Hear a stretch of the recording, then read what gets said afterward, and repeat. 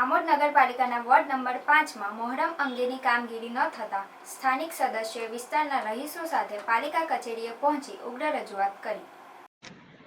આમોદ નગર વિસ્તારમાં મોહરમ માસના 9મા ચાંદે તાજિયા શહેરના અલગ અલગ વિસ્તારમાંથી નીકળી વાવડી ફળિયામાં જુમા મસ્જિદના અખાડા ઉપર જતા હોય છે. જે તાજિયા જવાના રૂટ પર અગાઉ થયેલ શાંતિ સમિતિની મીટિંગ દરમિયાન લેખિત અને મૌખિક રજૂઆત કરી હોવા છતાં નગરપાલિકા દ્વારા તાજિયા રૂટ ઉપરના ખાડા નહીં પુરાવતા તેમજ નડતરરૂપ પાવર કટિંગ નહીં કરતા તાજિયા કમિટીના સભ્યોમાં પાલિકાની કામગીરી સામે ઉગ્ર રોષ જોવા મળ્યો હતો. જેથી વોર્ડ નંબર 5ના સદસ્ય ઇરફાન રાણા પોતાના સમર્થકો તેમજ તાજિયા કમિટીના સભ્યો સાથે નગરપાલિકા કચેરીએ ટોળા સાથે ઘસી ગયા હતા અને નગરપાલિકા હાય હાય તેમજ હાય રે ભાજપ હાય હાયના સૂત્રો પોકાર્યા હતા.